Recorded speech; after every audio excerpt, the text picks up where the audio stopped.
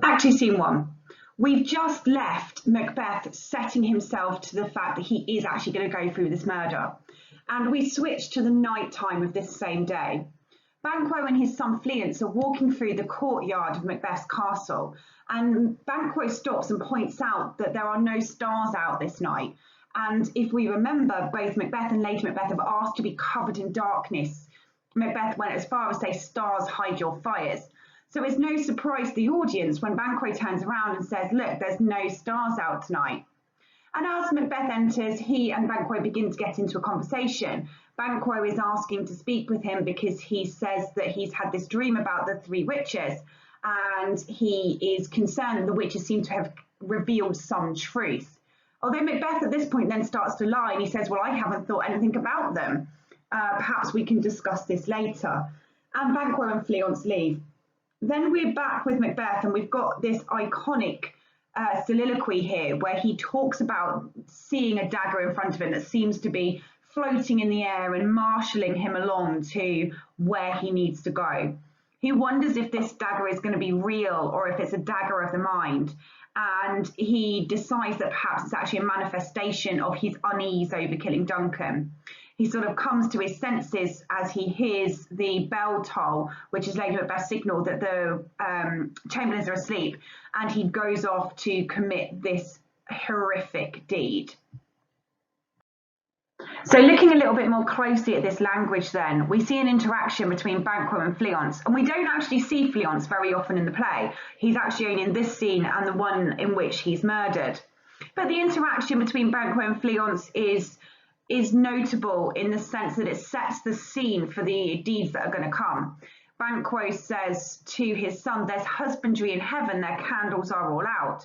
And he's referring to the idea of the stars of being thrifty and trying to save money, so therefore they've not lit their candles, the stars aren't there. And this automatically links back to Macbeth's desire for the stars to hide their fires, for them to not be shining so that he's not seen when he commits his horrific deed. And Banquo continues and he says, a heavy summon lies like lead upon me, and yet I would not sleep.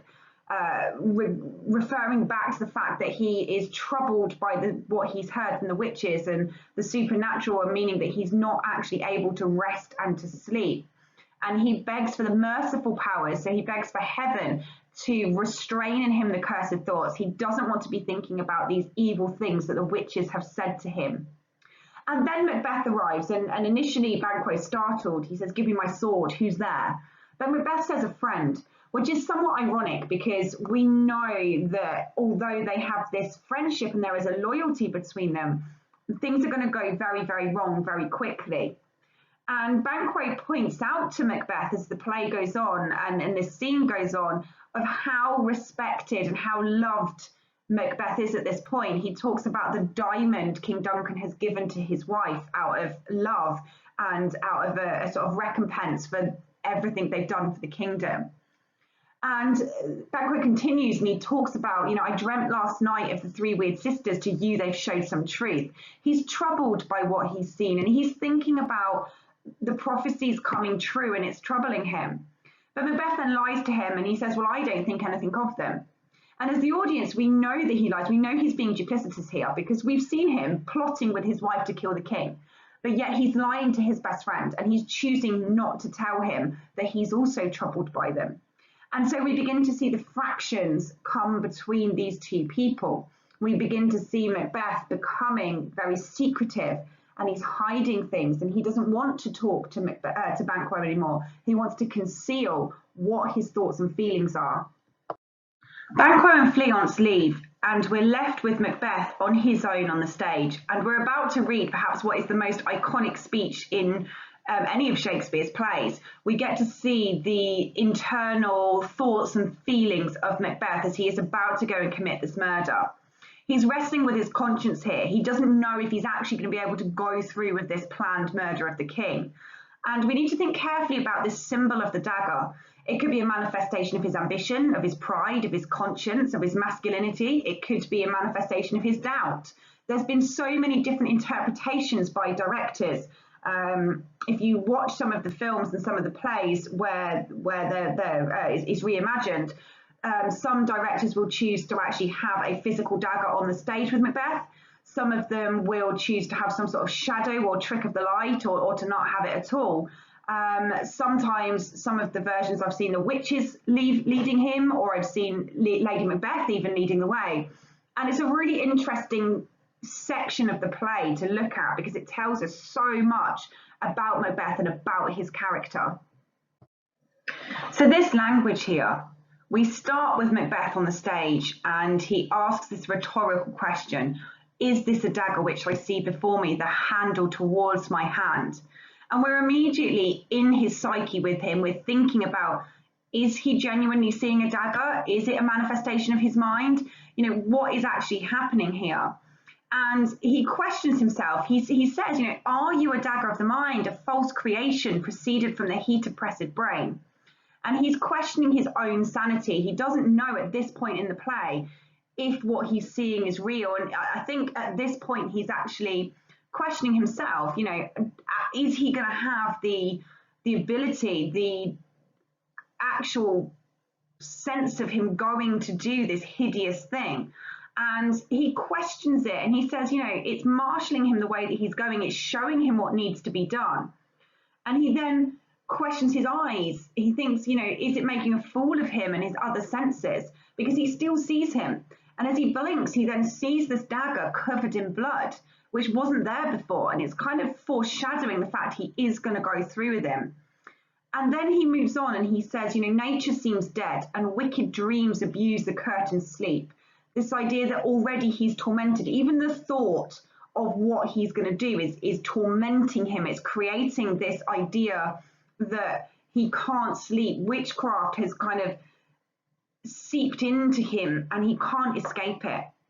He mentions Hecate here, or Hecate, or Hecate, depending on which mythological legend you listen to. And she is the goddess of witchcraft. She's also symbolized by the crossroads. She is the goddess of the crossroads, and it's a turning point for Macbeth here. And the fact that he's referencing her, you know, this Greek goddess is really telling, because this is the crossroads of the play. Obviously, it is a 5-act play, and we know that if he doesn't go through it, it's going to be a really boring play. So we do know that he's actually going to go through with it. But if we take a step back from that and we involve ourselves in the action, we can actually see how tormented he is already. He then goes on and he personifies death as the withered murderer. And he's been alarmed by the wolf who's howling to sort of say this is all going to happen. And then he asks that the sure and firm set earth hear not my steps.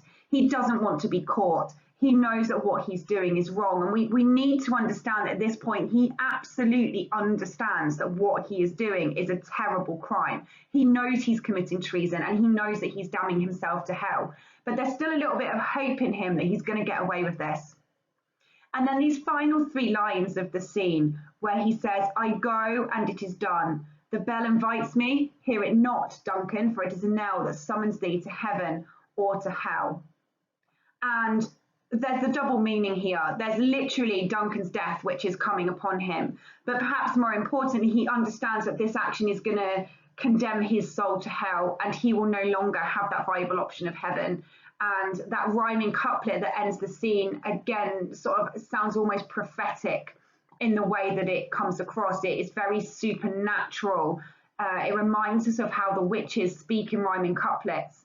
And it's that very ominous sense of the bell ringing. And these are the final stages of this scene. And he's made this decision and it is all over very, very quickly. You need to make sure you know this scene inside out. It's really important because it is so crucial in the play as a whole. This final turning point in the play. So there's several things, again, that you can do with it. You can draw it, create that picture of Macbeth with the dagger in front of him, remembering to include those key quotations to help you nail them down. Imagine it. How would you direct Macbeth at this point? Would you have him frantic? Would you have him in control? Would you have him hallucinating? Perhaps try and watch it. If you just type into Google or into YouTube, Act 2, Scene 1, is this a dagger? And you'll see so many different versions of it. But think about what you would do at this point. How would you be telling Macbeth to act? How would you be telling him to go and approach those stairs? How would you stage it? You could go with the rewriting. You could retell this key scene as the story, trying to capture that ominous atmosphere and the nerves that both Banquo and Macbeth had. Remember, we see Banquo right at the start of this, very anxious to talk to Macbeth about his dream that he's having of the witches. Or analyse it. Create your mini essay. How does Shakespeare present Macbeth in this scene? Look closely at Macbeth's sanity here.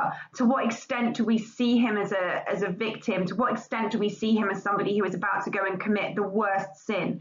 To what extent do we see him as in control of himself and his destiny?